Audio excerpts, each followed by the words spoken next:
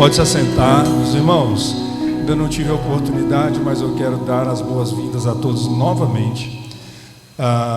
Nós estamos vivendo um momento diferente enquanto ministério aqui na Igreja Batista Nacional. Nós estamos implantando algumas coisas, utilizando algumas ferramentas que nós consideramos importantes para o nosso crescimento e acredito que possa também ajudar muitos irmãos, muitas igrejas também. Não sei se é o caso de vocês, dos irmãos das Nações por Herança ou de outro ministério, mas nós estamos implantando aqui na igreja um discipulado ministerial. Funciona mais ou menos como que o pastor Rafael mencionou o trabalho dele lá na Lagoinha. Só que, claro, vamos comparar, né? A Lagoinha tem uma proporção totalmente diferente da nossa realidade hoje. Mas nós estamos implantando, porque nós entendemos que esse acompanhamento, esse pastoreio, esse discipulado ministerial, ele é muito importante na vida dos ministros, daqueles que ministram na casa do Senhor, né? Nós entendemos que, embora nós chamamos de louvor e adoração, esse ministério, na verdade, é uma função ministerial e é uma função compartilhada, porque o pastor compartilha com os ministros a responsabilidade de ministrar a igreja. Olha que coisa interessante. Você entender que o ministério também passa uma mensagem, que ela não é somente vertical, que ela também é horizontal. Amém? Amém? Amém, glória a Deus. É porque muitos ministros se preocupam apenas com o vertical, né? Com a adoração, com a ministração, melhor falando, vertical, mas tem a horizontal também, tem um público, tem um povo que você vai uni-los, como os levitas uniam as tribos, o ministério de louvor e adoração na igreja, ele também une a igreja. A outra coisa, eu gostaria de acrescentar esse comentário aqui já na abertura, é que essa função, ela não nos torna diferente das demais pessoas, dos demais irmãos, mas ela é importante quando se trata de estarmos reunidos como igreja em congregação. E durante algum tempo, o Senhor vem colocando em nosso coração esse projeto, né, de ser implantado, de poder ajudar.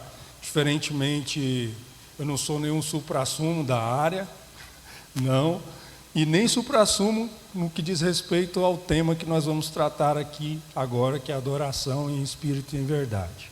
O título que eu separei para nós, eu preciso ser rápido, bem dinâmico, então se eu acelerar demais, não se preocupe, eu estou gravando e depois você pode pegar.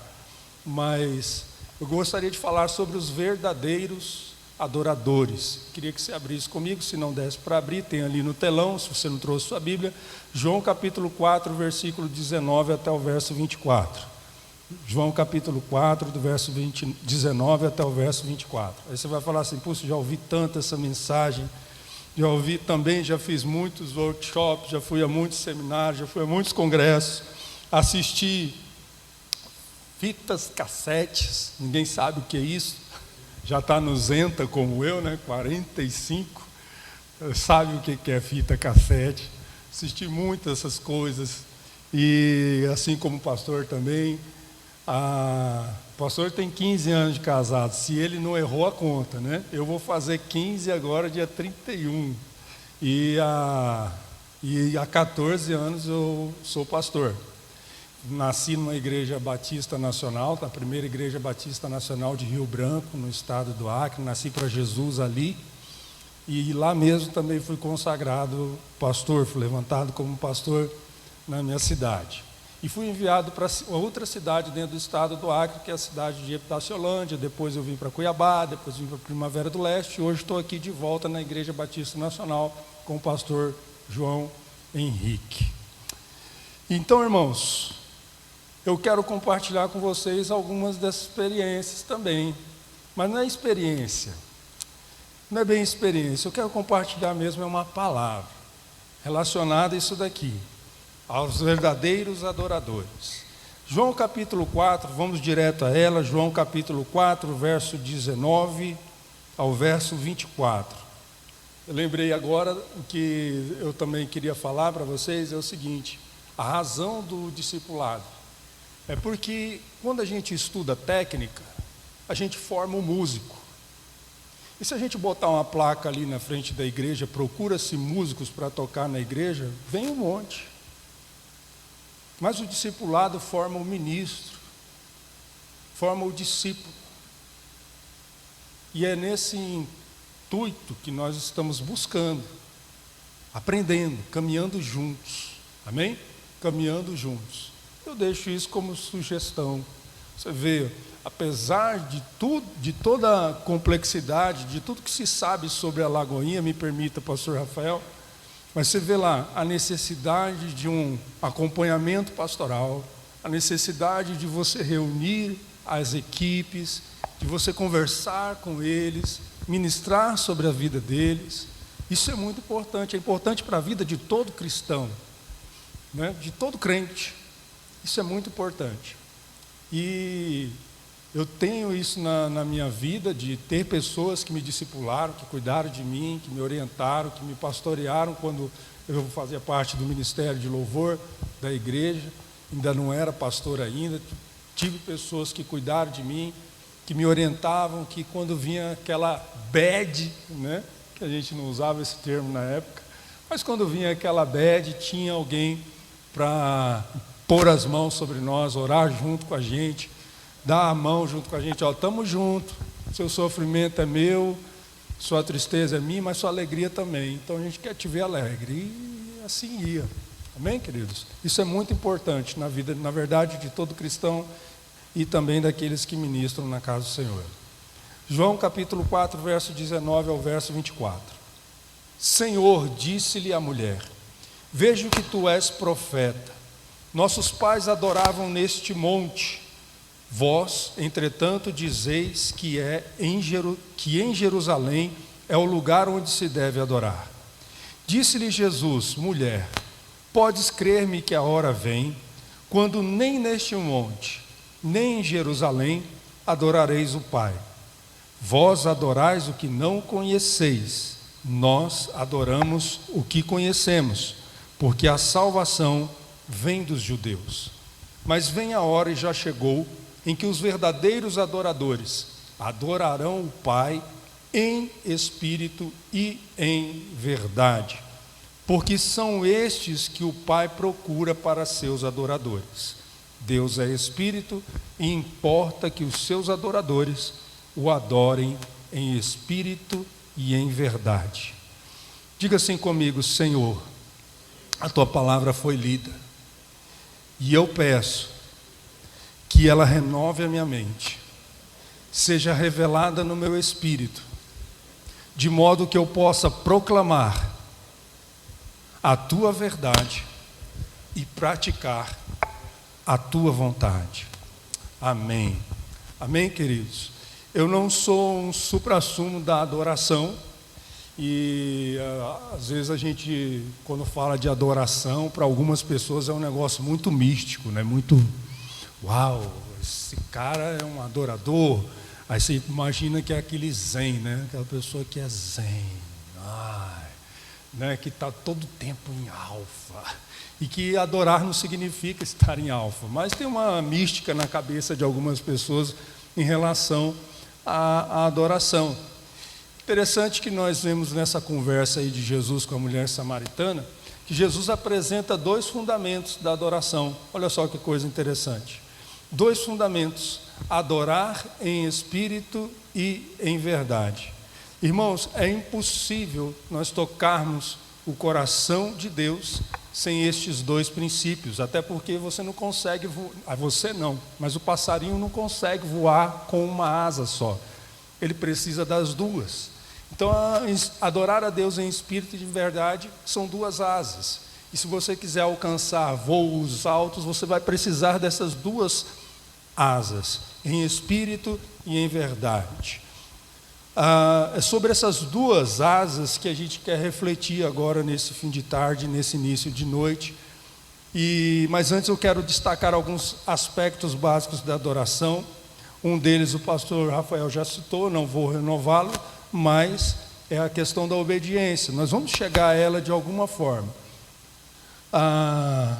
Eu imagino, na verdade, eu quero mesmo relembrar, porque eu imagino que os irmãos já tratam desse assunto em suas igrejas, entre as equipes, né, já estudaram muito sobre isso. Mas a gente precisa, às vezes, trazer à memória alguns fundamentos, alguns conceitos, alguns valores importantes em torno desse tema. O primeiro aspecto da adoração é o mais básico de todos eles. A adoração, ela tem um alvo, é adorar o Pai, adorar o Criador, adorar o Todo-Poderoso, aquele que nos fez, que nos formou, que morreu na cruz, que nos ama e que nos trouxe para o reino do Filho do seu amor, nos arrancou das trevas e nos trouxe para o reino do Filho do seu amor. Amados, nós temos um alvo na adoração e apenas um único alvo, não existe outro alvo, mas eu preciso, apesar de você saber isso aqui de trás para frente, de frente para trás, de cima para baixo, de baixo para cima, apesar dessa obviedade, eu preciso dizer uma coisa, levantar um alerta aqui nessa noite. Existe uma guerra por essa posição. Existe uma guerra por essa posição. Mateus capítulo 4, versículo 10. É o momento em que Jesus foi levado pelo Espírito Santo ao deserto para ser tentado pelo diabo. É legal que a Bíblia diz assim, né? Para ser tentado pelo diabo. Não foi para tirar férias, não foi para fazer acampamento, não. Foi para ser tentado pelo diabo. Então o Espírito Santo levou Jesus até o deserto para ser tentado pelo diabo. E lá o diabo lança 3 desafios, que pelo menos ali aparecem 3 desafios. Deles ele diz assim: se tu és o Filho de Deus, ordena que essas pedras se transformem em pães. Jesus dá uma resposta para ele: nem só de pão viverá o homem, mas de toda palavra que procede da boca de Deus.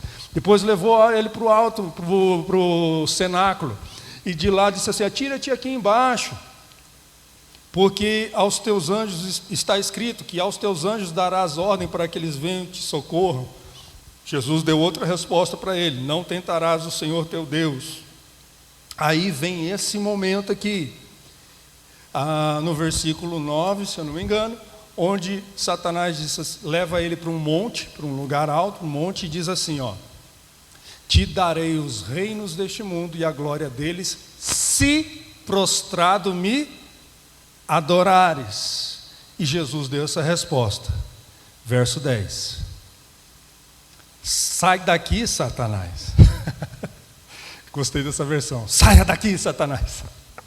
A minha mais bonitinha: retira-te, Satanás. Mas vamos lá. Pois as Escrituras dizem: adore o Senhor, seu Deus, e sirva somente a Ele, ou somente a Ele prestarás culto. Isso é muito importante. Satanás queria adoração para si. Ele queria ser adorado. Por isso, para isso ele teria que tomar o lugar de Deus. Não conseguindo tomar o lugar de Deus nos céus, ele resolveu então roubar o lugar de Deus no coração dos homens, da menina dos olhos de Deus, da obra-prima da sua criação. E o pastor já mencionou como que ele fez isso: seduziu Eva, mostrou para Eva: ele não quer que vocês sejam iguais a ele. Deus está mentindo para vocês. Deus está enganando vocês. A Eva foi lá e comeu do fruto, Adão também, e aí a história já foi contada, né? A história da queda. Então, não conseguindo isso, ele resolveu então roubar o lugar de Deus no coração do homem. Então, meus irmãos, se Satanás tentou roubar o lugar de Deus na vida de Jesus, por que não tentaria fazer o mesmo com você? Existe uma guerra por essa posição. Eu não estou falando do altar, de estar no altar. Eu estou falando do seu altar, do seu coração. Existe uma guerra por essa posição. E a gente precisa atentar para isso. Tem alguém trabalhando para roubar este lugar dos nossos corações. Aqui eu me incluo. E eu pretendo aqui nessa noite ser um parceiro seu nisso. Não porque eu sou o supra-sumo desse negócio. Estou aprendendo junto com vocês a cada dia, buscando intimidade, buscando conhecer, buscando querer mais de Deus a cada dia. Igual você, todo mundo, todos nós estamos sujeitos. Quero que você pense um pouco sobre isso, porque Satanás ofereceu até um suborno para Jesus. Tentou subornar e disse assim: olha, te darei o reino deste mundo e a glória dele se prostrado me adorares. O reino daquele mundo era de Satanás, a glória deles também era. E como que se tornou de Satanás para ele poder oferecer alguma coisa para Jesus? Lá no Éden de novo, voltamos para a origem. O homem foi criado por Deus para cuidar da terra, mas tem um outro versículo lá mesmo no capítulo 2 que diz assim: governar a terra e sobre todas as coisas criadas, e o réptil que rasteja sobre a terra. Quem é esse réptil? A serpente, Satanás. Dominar, governar, crescer, multiplicar, frutificar, multiplicar e encher a terra. Ou seja, tudo foi dado ao homem. Com a queda, ele perdeu esse direito. Satanás usurpou isso. E agora Jesus aparece para fazer o quê? Justamente para resgatar isso. Ele, sabendo que Jesus vem também para isso, dentre outras coisas, mas principalmente nos resgatar, a principal delas é nos resgatar. O reino deste mundo e a glória deles é uma consequência. Sabendo que ele veio para isso, ele oferece o suborno. Te darei o reino deste mundo e a glória deles. Vai para a cruz não, rapaz. Você é bobo. Eu te dou, facilito o negócio para você.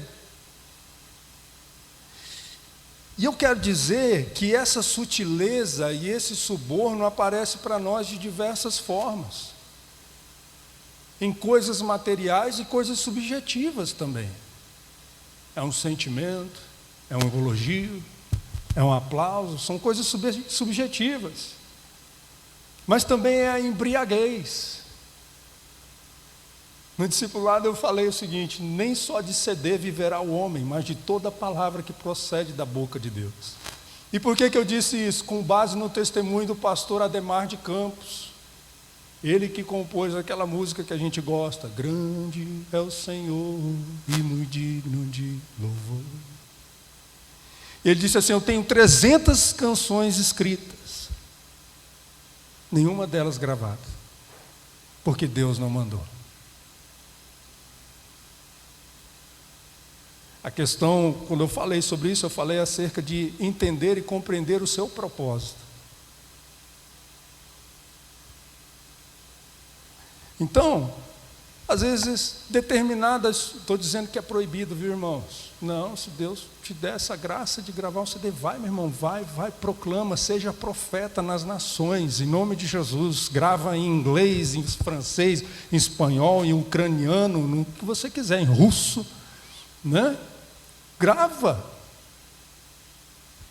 O que você quiser, não é proibido, não é pecado, mas é uma questão de compreender o seu propósito. Amém? Amém? Nossa, pensei que o salgado estava ruim, estragado, alguma coisa assim. Falei assim, então, esse tipo de suborno também nos atinge. Agora, voltando aqui, só para concluir o pensamento, Onde foi que Jesus começou a resgatar, a tomar o reino deste mundo e a glória dele? Sabe quando? Quando ele começou a transpirar as primeiras gotas de sangue ali no Getsemane. Ele começou a tomar de volta ali no Getsemane. Sabe o que é interessante disso? Quando Jesus começou a suar gotas de sangue no Getsemane, prostrado sim, mas diante do Deus Altíssimo, ele não adorou a Deus por causa do reino deste mundo e a glória deles, porque a sua prioridade era simplesmente de satisfazer a vontade do Pai. Senhor, se não for possível, passa de mim esse cálice, sem que eu beba. Se não for possível passar de mim esse cálice sem que eu beba, que seja feita a tua vontade. Ali, começou ali o derramar do sangue de Jesus, e o sangue comprando tudo, resgatando as nossas vidas e resgatando também o reino deste mundo e a glória deles. De fato, nós reinaremos com o Senhor sobre a terra. Porque Ele comprou para si homens de toda a tribo, língua, povo e nação, com seu sangue, e os constituíste reino e sacerdotes, e reinarão sobre a terra. Amém? Amém? Ô suco de maracujá, acorda, eu repreendo os seus efeitos sobre a vida dos irmãos. Assim Jesus fez. Então todos os dias nós somos tentados, eu sou tentado, você é tentado a sair dessa posição de adoração, irmãos. Dessa posição de adoradores, nós somos tentados todos os dias. Mas qual foi a resposta de Jesus? Adorarás somente ao Senhor teu Deus, e somente a Ele prestarás culto. Será que não está na hora da gente dar essa resposta também? E dizer a Satanás: arreda-te, Satanás, retira-te, Satanás, saia daqui, Satanás, porque está escrito: adorarás somente o Senhor teu Deus, e somente a Ele prestarás culto. Fácil dizer para Satanás. Eu quero ver você dizer para você mesmo. Sabe por quê, irmãos? Eu disse que todos nós somos tentados todos os dias, não é verdade? Mas o que a Bíblia diz sobre a tentação? Que nós somos a tentação, nós somos tentados conforme a cobiça do nosso coração. Então, talvez seja também a hora de dizer para mim mesmo: aquieta-te, Flávio. Adore somente ao Senhor teu Deus, e somente a Ele preste culto.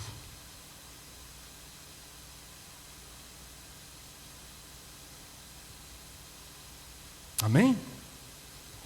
Então, eu concluo essa parte dizendo o seguinte, irmãos: adoração é como uma flecha polida e poderosa. Diga para quem está do seu lado: não erre o alvo. Amém? Glória a Deus. Segundo ponto é que Deus procura adoradores.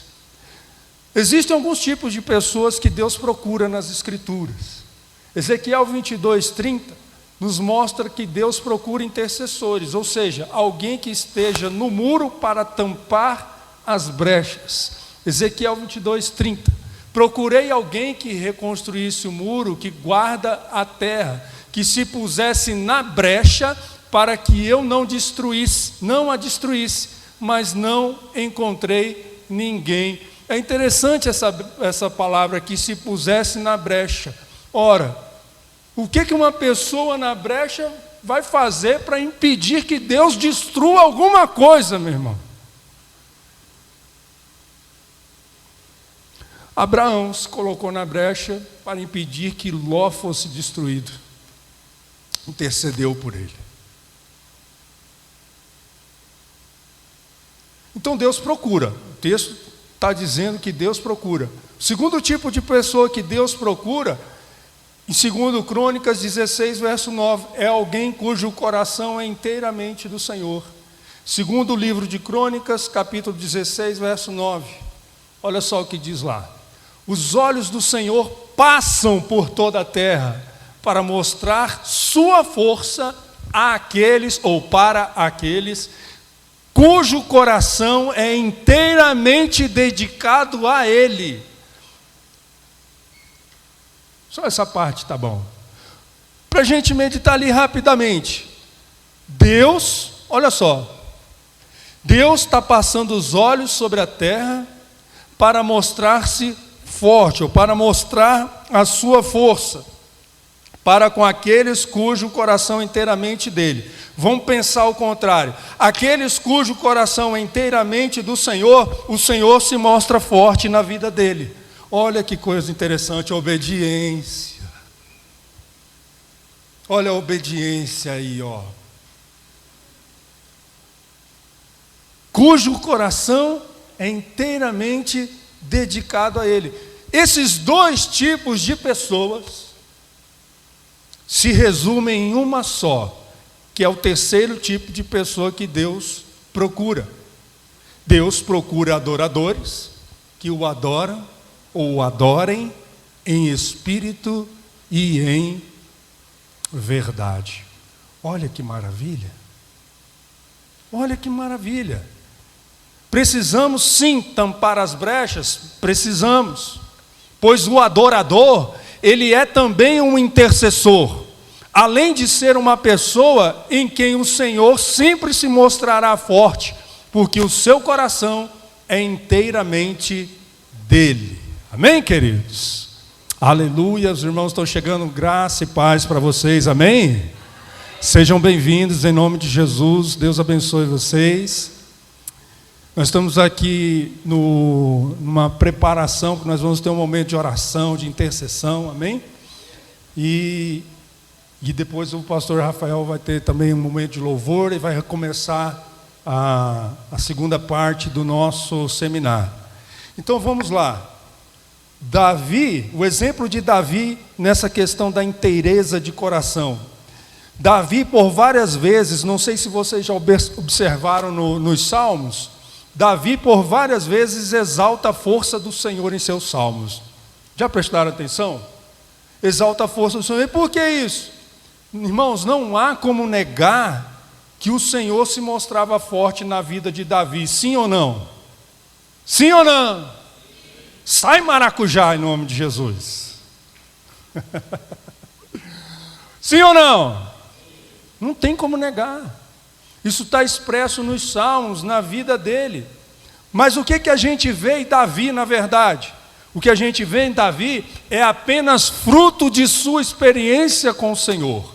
Quando você lê os Salmos, é fruto da experiência dele com o Senhor. A vida de Davi, tudo que acontece na vida de Davi, é fruto da experiência dele com o Senhor. Então, quando eu escrevi lá, quando Deus se tornou real na sua vida, é isso, quando você teve essa experiência com Jesus. Uma experiência com Jesus transforma as nossas vidas. Uma coisa é você conhecer Jesus de ouvir falar. Uma coisa é você conhecer Jesus por tradição, porque meu bisavô era isso, minha bisavó era aquilo, meu avô era aquilo, meu pai era aquilo, eu hoje sou isso porque eles eram tudo isso, mas não por causa de uma experiência. Cada um precisa ter a sua experiência. Ela vai acontecer de diversas formas, mas no geral essa experiência vai se resumir em uma coisa só: experimentar da graça e do amor do Senhor na sua vida, conhecê-lo, tê-lo em você, vivê-lo, ter intimidade, porque a nossa obediência, na verdade, ela é uma resposta a isso. Adão teve que começar obedecendo porque ele não precisava de fé, irmãos. Ele já via Deus. Ele nasceu de Deus. Primeira coisa que ele viu quando abriu os olhos foi Deus. Deus soprou nas narinas dele e ele já viu Deus. Já viu tudo que Deus fez. A glória de Deus estava sobre ele. Ele não precisava de fé. Ele só precisava obedecer. Mas por causa do pecado, nós precisamos hoje de fé. Olha que coisa.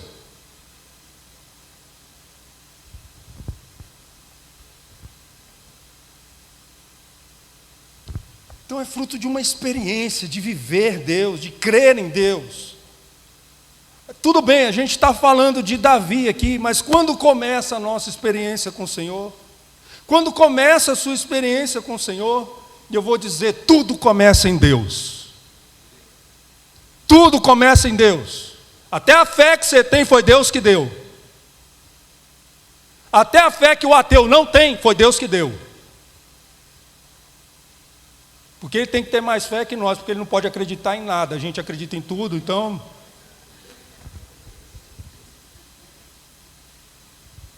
Para ele é mais difícil. Tudo veio de Deus. Foi Deus que veio ao seu encontro. Não foi o homem que foi lá e Deus, olha, eu estou com um problema. Que foi, Adão? Não, eu comi. Aquele negócio. Eu comi, Deus. Não foi Deus que foi. Oi, onde é que você está? Não é, pastor? Onde é que você está? Onde é que você está, cara? Por acaso comestes do fruto do conhecimento do bem e do mal? A mulher que tu me deste. Mulher, por que você fez isso? A serpente, Senhor. Empurrando para o outro, né? Tudo começa em Deus. Deus tomou a iniciativa. Deus enviou o Filho. Deus já lançou a promessa no Éden mesmo. A promessa percorreu gerações até se concretizar em Cristo Jesus. Deus se fez homem. Moisés trouxe a lei, mas a graça e a verdade veio por meio de Jesus Cristo. Deus se revelou em Jesus Cristo, se apresentou para a humanidade e decidiu: eu vou salvar o homem. No Éden, a justiça de Deus gritava assim: vou matá-lo. Mas o amor dizia: vou salvá-lo. E o amor prevaleceu. Deus é amor, Deus é justiça, mas é o amor que prevalece. Porque as três coisas que vão ficar é o quê? Fé, esperança e o maior destes é o? Pronto, é o amor. Então tudo começa em Deus. Guarda bem isso, tudo começa em Deus. Você é ministro? Acha que o seu talento é muita coisa? Tudo começa em Deus. Não, pastor, eu que estudei, eu que paguei o curso, eu que fui lá, pastor, eu estudei canto, eu sou mestre na ciência das artes musicais. Meu Deus! Aí o que acontece? Quando chega lá em Deuteronômio, Deus fala assim para o povo: ó, quando vocês entrarem na terra, que vocês crescerem, que o gado de vocês multiplicarem, que vocês estiverem bombando, não digas: o meu braço conquistou isso. Porque eu, Senhor, é quem te dá força para adquirires riquezas. Ó! Não digas. Tudo começa em Deus.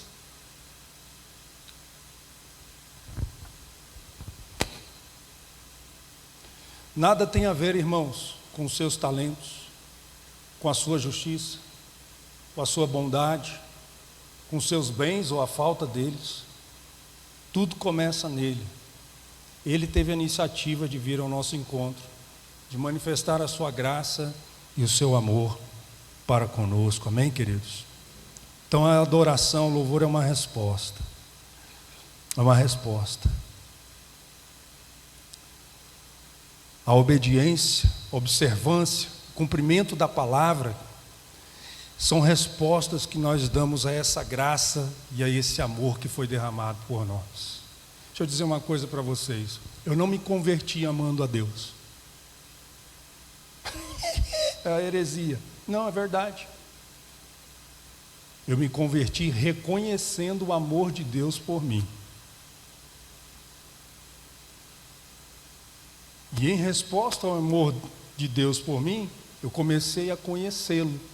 e conhecê-lo, eu estou aprendendo a amá-lo.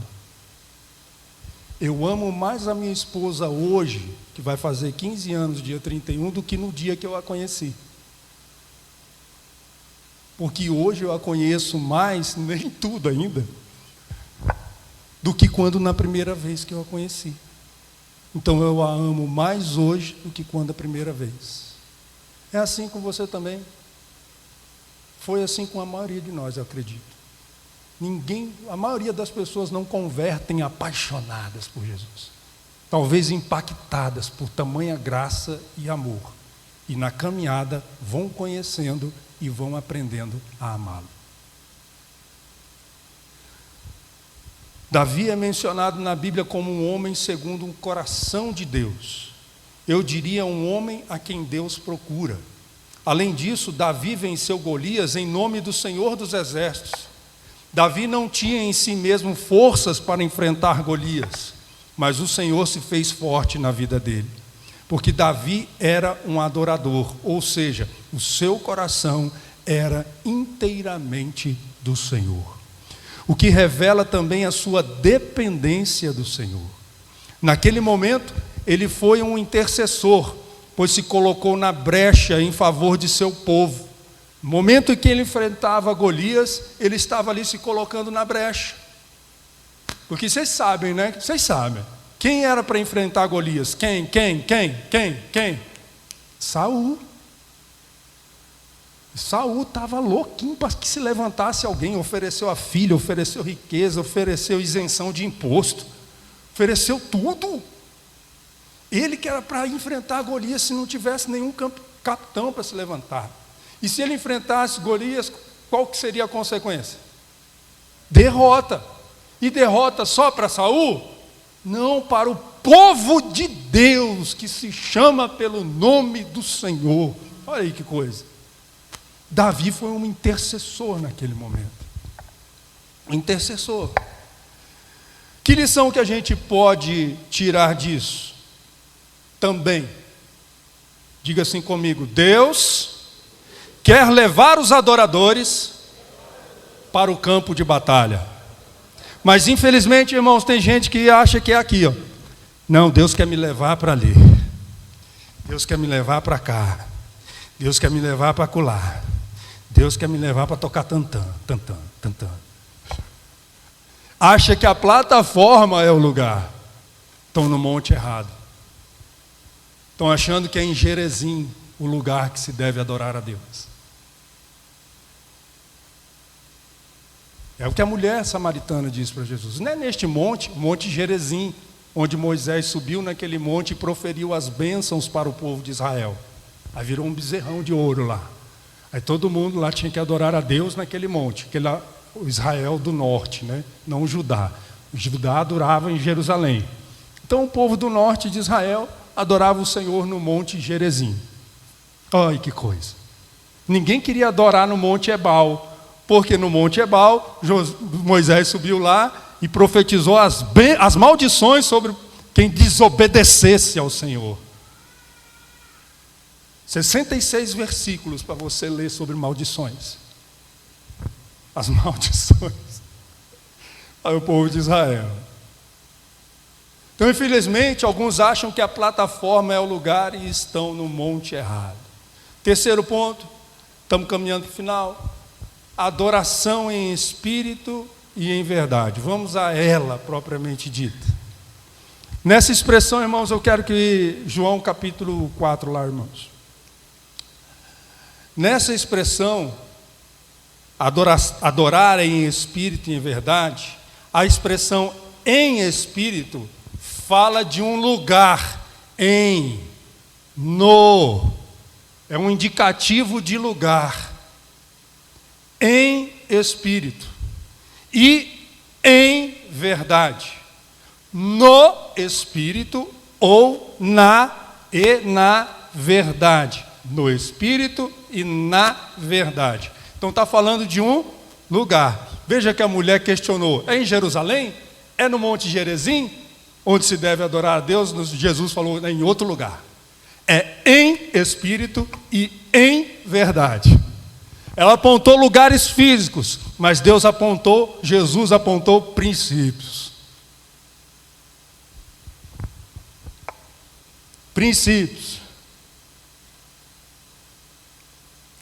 O que é o Espírito nessa situação, nesse contexto? Tal lugar mencionado por Jesus é o Espírito, o verdadeiro homem. O homem é tripartite, tem 3 partes. O homem é espírito, verdadeiro homem é espírito, possui uma alma, uma mente e habita num corpo. O verdadeiro homem não é corpo. O verdadeiro homem é espírito, possui uma alma e habita num corpo. Aí esse corpo, magrinho, alto, quando balança os braços parece um boneco de poço de gasolina, né?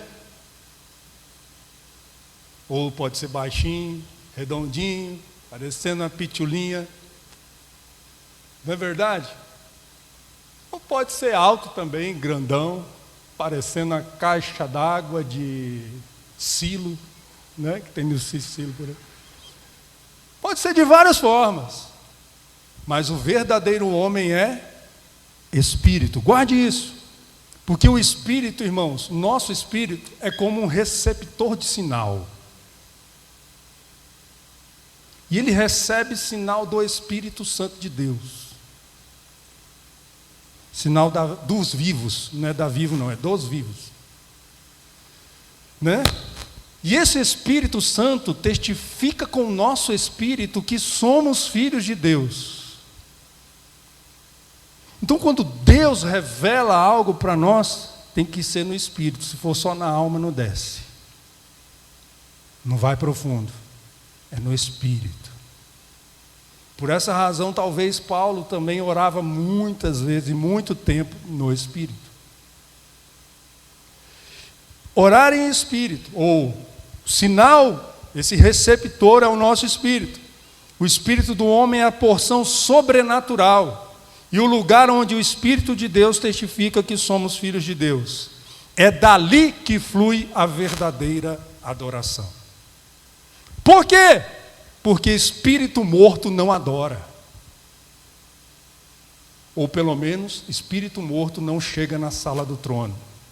Aí você fala assim, existe espírito morto, mas não é sobrenatural, como pode morrer? Morto na sua cabeça é algo que não existe mais, né? Não, morto significa separado. Paulo diz em Efésios 2, verso 1, que Cristo, Ele nos deu vida estando nós mortos em nossos delitos e pecados. E Ele nos deu vida onde? No Espírito. É o novo nascimento. Lembra, irmãos? O novo nascimento acontece no Espírito. Não vem com essa mentalidade de Nicodemos não para nós. De entrar no ventre da mãe e nascer de novo. Não, para com isso, que visão bizarra. Sem bizarrice nicodêmicas. Quem nasce do Espírito com letra maiúscula, está lá em João capítulo 4, João capítulo 3, quem nasce do Espírito é Espírito com letra minúscula. Então o Espírito que nasceu de novo, este sim, tem as condições para adorar a Deus em Espírito. Morto não adora. Morto não louva. Pode até adorar, pode até louvar, mas não chega no trono da graça não, irmãos. É para os filhos. É para aqueles que nasceram de novo.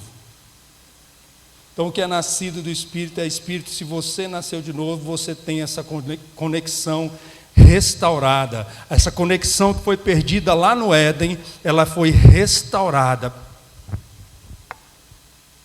Perdida por causa do pecado. Você agora é reconectado quando você entrega a sua vida a Jesus, quando você se converte ao Senhor Jesus.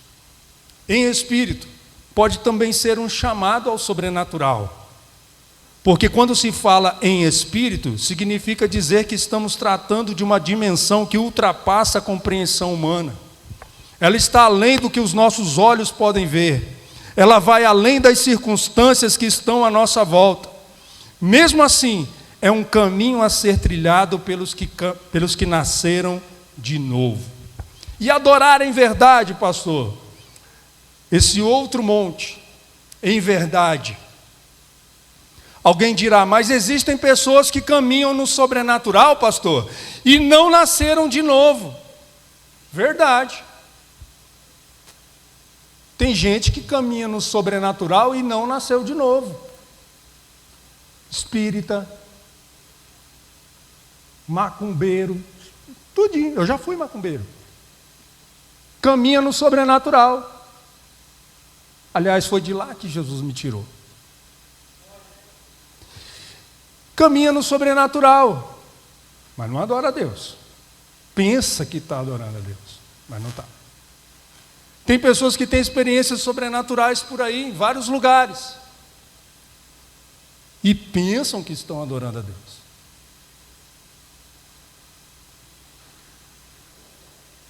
É aqui que entra a verdade. A verdade que liberta. A verdade que transforma vidas. E conhecereis a verdade, e a verdade vos libertará. Verso 6. Se Cristo vos libertar, verdadeiramente sereis livres. Ó a verdade. A força da verdade está em sermos livres. A verdade entra aqui, Cristo é a verdade, a palavra é a verdade da palavra nos santifica, João 17, santifica-os na verdade, a tua palavra é a verdade. E quando nós perseguimos ou seguimos a verdade em amor, nós crescemos, nós somos aperfeiçoados até alcançarmos a estatura da plenitude de Cristo. Sabe o que é isso, irmãos?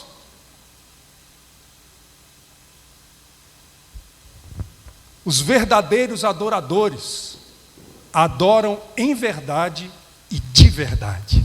Ok, eu gostei dessa frase. Vamos lá, de novo. Os verdadeiros adoradores adoram em verdade e de verdade. Vamos dizer juntos? Os verdadeiros adoradores adoram em verdade e de verdade. Olha aí que coisa. Para ensaio foi bom. De novo, os verdadeiros adoradores adoram em verdade e de verdade. Olha que coisa maravilhosa, irmãos. Aí você está pensando, tem que ser perfeito, andar sobre as águas, transportar os montes. Você está caminhando, e nessa caminhada que você vai aprendendo, vai crescendo, não desista dela, nunca tire os olhos disso. Persevere na intimidade, persevere na obediência, persevere em perseguir a verdade em amor. Você vai crescer, você vai ser aperfeiçoado, como diz lá em Efésios no capítulo 4. Observe que o questionamento da mulher samaritana envolvia 2 montes, ou seja, 2 lugares físicos, e Jesus apresenta outros 2 lugares, o Espírito e a verdade. Porém, para se chegar a estes 2 montes, existe apenas um caminho. O caminho que Adão não precisava ter. Fé. Crer. É só isso, só. Para se chegar a esses montes, você precisa de uma coisa só: crer. O que ele disse para a mulher samaritana? Quem crê em mim, do seu interior fluirão rios de água viva. Só podemos trilhar esse caminho se for pela fé. Alguns textos que eu vou ler rapidamente aqui, porque o meu tempo já era.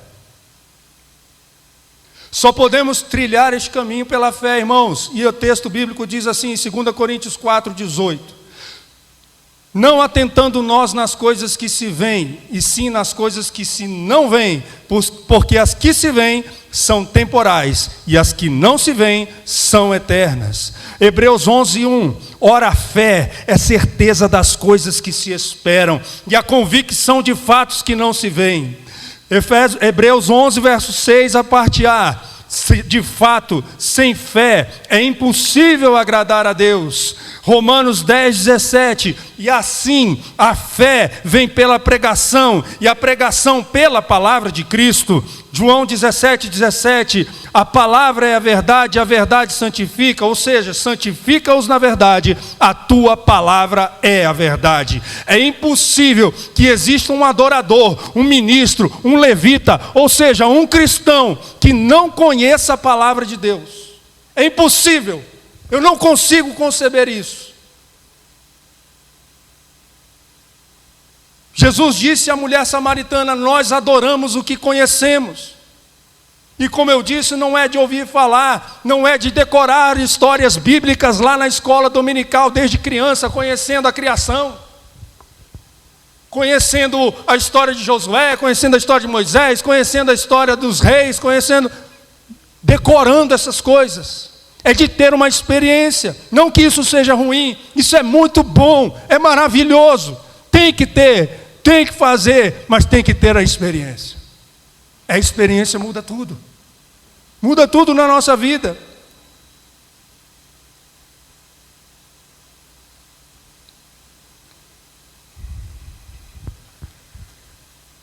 A experiência de nascer de novo é uma coisa. A experiência de crescer em Cristo implica em meditar na palavra de Deus. Conhecer e prosseguir em conhecer ao Senhor, com o objetivo de praticá-la. E assim prevalecer no dia das adversidades, como diz lá na parábola dos 2 fundamentos. Aquele que ouve e pratica edificou a sua casa sobre a rocha. Vieram as adversidades, talvez trouxe até alguns arranhões, tirou alguma lasca, talvez derrubou alguma telha, mas ela não foi abalada. Por quê? Porque é uma pessoa que ouve a palavra e a pratica, obedece. Estou chovendo no molhado na sua pregação, pastor. Estou chovendo molhado. Mas olha só, para a gente encerrar, eu quero falar sobre unção. Vocês sabem o que é unção? Quem não sabe o que é unção? Levanta a mão. Não tem problema não, irmão. A função nossa aqui é ensinar mesmo. Tem alguém que não sabe? Irmão, você está levantando a mão ou você está só se alongando? Ah, está levantando a mão. Né? Eu vou explicar, não se preocupe.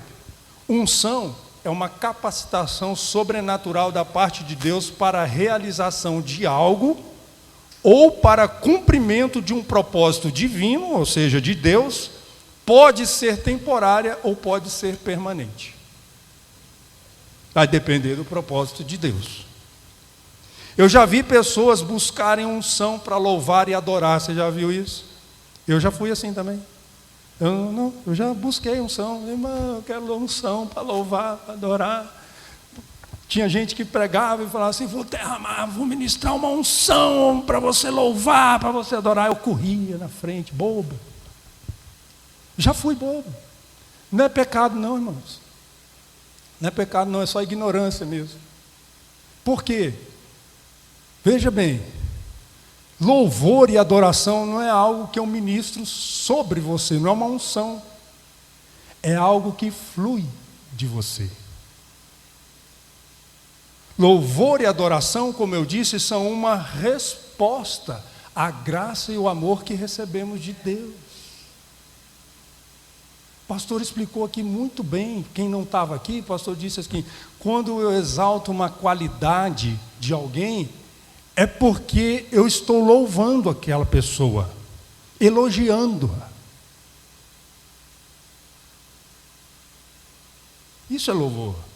Agora, adorar é uma reverência. Adorar no dicionário é prostrar, fazer orações, preces, reverência a um ídolo, não, a uma entidade ou algo que represente essa entidade. Várias coisas. Cantar, reverenciar, adorar, ler não, orar, se prostrar. Não, estou me prostrando aqui, mas estou com um pensamento em Deus.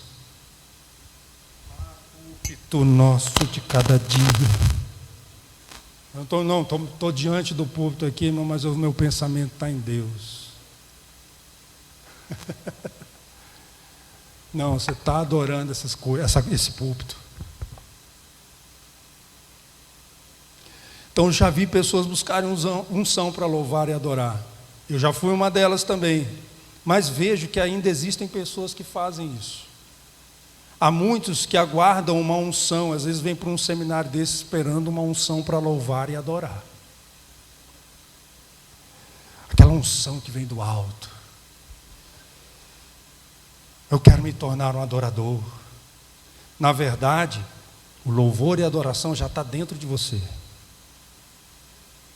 Quem crer em mim, do seu interior fluirão rios de água viva. Onde nós erramos, irmãos? Erramos em não ensinar.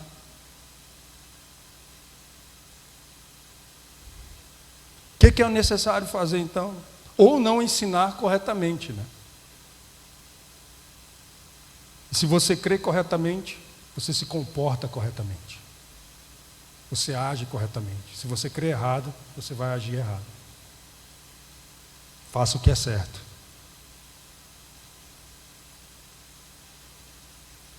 O que é necessário fazer? Deixa fluir o rio de Deus. Deixa fluir o rio de Deus. Aquele que crê em mim, do seu interior fluirão rios. Aquele que tem sede, vem e beba. Eu gosto. Então, quando nós nos reunimos, existe um ministério que nós chamamos de louvor e adoração. Mas na prática, não tem nada errado nisso, tá, irmãos? Na prática, importante que você saiba, pelo menos tenha consciência de que na prática, louvor e adoração não é um ministério. Louvor e adoração é uma resposta. Amém? Vamos nos colocar em pé e vamos louvar e vamos adorar ao Senhor.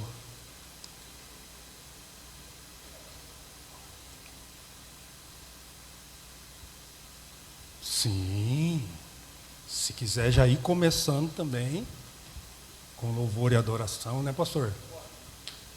Vamos nós, né? Vamos ter um tempo aqui, irmãos, enquanto os irmãos estão ministrando, na liberdade do Senhor, de orar, de louvar a Deus, de adorar, de estarmos na brecha nesse momento.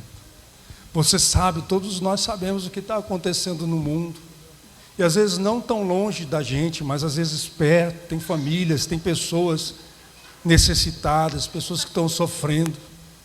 E olha uma coisa que eu vou dizer para vocês. Não consigo também conceber um ministro que sobe aqui para ministrar a igreja que não ore pela igreja. Não tem conexão com o corpo. É a prova de que a pessoa não tem conexão com o corpo. E às vezes as pessoas pensam que conexão com o corpo é comer churrasco todo dia na casa do irmão. E não é isso não, se for, beleza, não tem problema. Mas nisso não promove conexão, promove uma amizade legal. Mas conexão verdadeira é aquela que é gerada no Espírito, porque o reino de Deus não é comida nem bebida, mas é justiça, paz e alegria no Espírito Santo. Amém? E a palavra de Deus nos dá ordem para orarmos uns pelos outros. Está ouvindo? Mas agora nós não vamos fazer isso, você vai orar só por você. Eu não sei que Deus falou o seu coração nesse pouco instante, que não foi pouco, que nós estivemos aqui. Você sabe. Se Deus falou alguma coisa no seu coração, fala com Ele. Se Deus confirmou, se alegra, irmão. Nós não estamos aqui para te condenar, nós não estamos aqui para te julgar, nenhum de nós. E não vamos fazer isso. Amém? Fica na liberdade do Espírito. Feche seus olhos. Nesse momento, desconecte do que está à sua volta. Conecte-se somente em Deus. Louvor e adoração.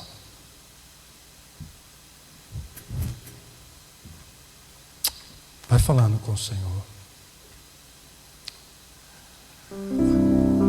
Vai crescendo nessa intensidade. A Bíblia diz que quando orarmos ao Senhor, devemos orar com fervor de espírito. Isso é intensidade. Mas não existe nada mais intenso do que a cruz de Cristo.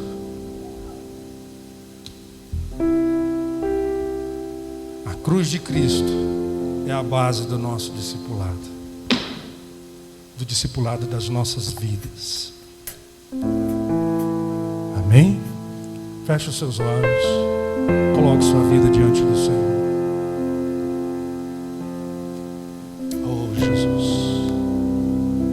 Tu és santo, Jesus. Oh, Senhor, leva-nos uma intimidade com o Senhor. Espírito Santo. Espírito Santo. Espírito Santo. Oh, Espírito Santo.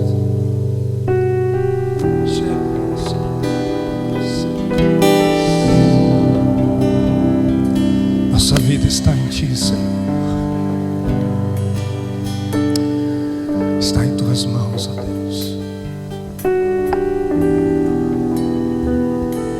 Oh, Jesus.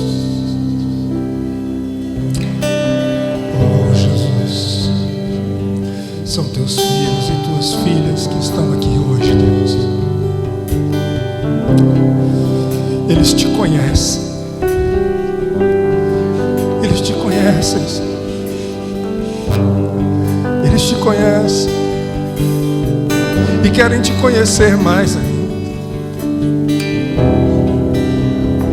Porque nessa caminhada nós queremos, ó Deus, aprender a Te amar. Queremos oferecer a Ti, Senhor, nossa obediência como expressão de amor a Ti. Queremos oferecer a Ti, Senhor, ó Deus, todo o nosso ser.